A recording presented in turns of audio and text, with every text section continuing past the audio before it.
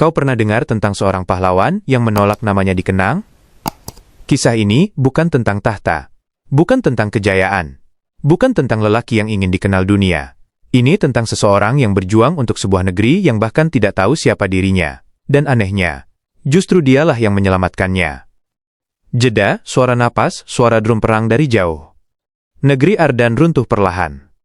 Kota demi kota jatuh, prajurit kelelahan, rakyat ketakutan. Raja mencoba terakhir kali memanggil seluruh pasukannya.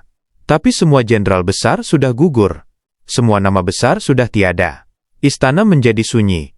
Hingga seorang lelaki berpakaian lusuh, bekas luka di punggung, rantai bekas budak di tangannya, melangkah masuk ke ruang audiensi.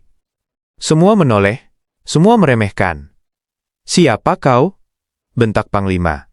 Lelaki itu mengangkat kepalanya pelan dan berkata, "Beri aku pasukan, biarkan aku memimpin."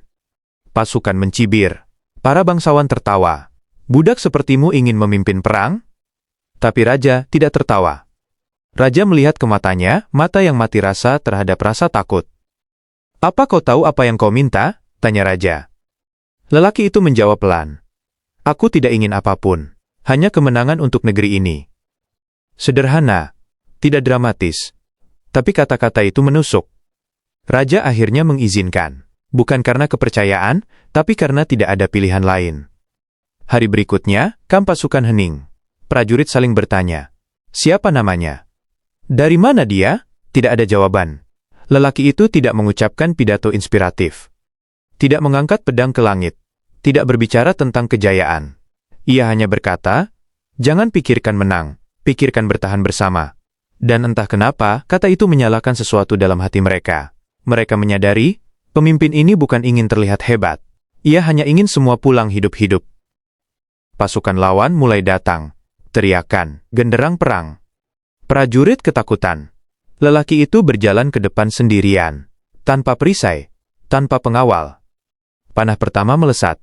Ia menepis. Serangan balasan kilat. Prajurit di belakangnya terkejut, lalu ikut bergerak. Pertempuran pecah. Narasi cepat, ritme tajam wajah tersenyum. Pedang menghantam. Perisai pecah. Keringat, darah, lumpur. Tapi lelaki itu tidak berhenti. Ia bukan memerintah. Ia memimpin dari barisan terdepan. Prajurit melihat itu dan mulai bertempur seolah hidup mereka berarti sesuatu. Pasukan Ardan yang hampir menyerah berubah menjadi badai. Musuh mundur. Semua bersorak. Kemenangan pertama. Tapi musuh datang lagi keesokan harinya, lebih besar. Prajurit Ardan goyah. Putus asa. Namun lelaki itu berdiri di tengah mereka dan mengucapkan kata-kata yang menenangkan. "Jika kalian mati hari ini, dunia akan tahu kita tidak menyerah. Jika kalian hidup, dunia akan tahu kita tidak terkalahkan." Kalimat itu mengguncang. Tidak berlebihan. Tidak puitis. Tapi jujur. Dan itulah yang mereka butuhkan. Pasukan Ardan bertahan. Hari demi hari. Serangan demi serangan. Dan di malam ke-6, musuh akhirnya mundur total. Ardan menang. Kerajaan bersorak. Bendera dikibarkan. Rakyat keluar ke jalan. Mereka ingin tahu, siapa penyelamat mereka. Siapa jenderal baru itu? Siapa yang memimpin kemenangan terbesar dalam sejarah Ardan? Kapten pasukan mendekat ke lelaki itu. "Berikan namamu. Biarkan rakyat merayakanmu." Lelaki itu menunduk, dan keheningan itu menyayat hati. "Aku tidak ingin nama. Semua membeku. Aku ingin negara ini aman." Itu sudah cukup. Tanpa menyerahkan diri ke panggung kehormatan, ia membalikkan badan dan pergi. Begitu saja. Bertahun-tahun berlalu. Perdamaian berlangsung lama. Lebih lama dari yang pernah dialami Ardan. Suatu hari, di desa kecil, seorang lelaki tua sekarat di gubuk sederhana. Tidak ada keluarga. Tidak ada pengawal.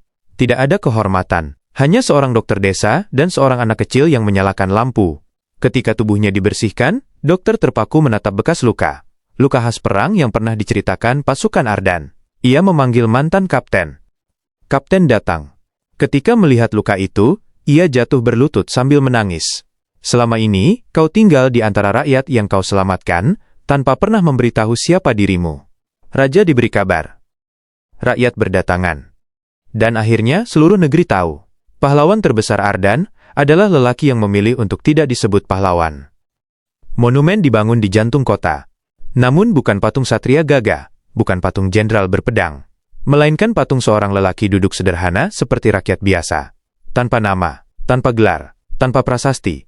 Di bawahnya hanya satu kalimat, untuk dia yang menang tanpa ingin dikenang. Dan Ardan pun makmur selama puluhan tahun, dibangun di atas pengorbanan seseorang yang dunia tidak pernah benar-benar mengenalnya. Beberapa pahlawan lahir untuk dikenang. Beberapa pahlawan lahir karena takdir. Tapi ada juga pahlawan yang memilih menjadi bayangan agar dunia tetap terang. Dan mereka adalah pahlawan yang paling sulit dijelaskan, tapi paling mudah dicintai.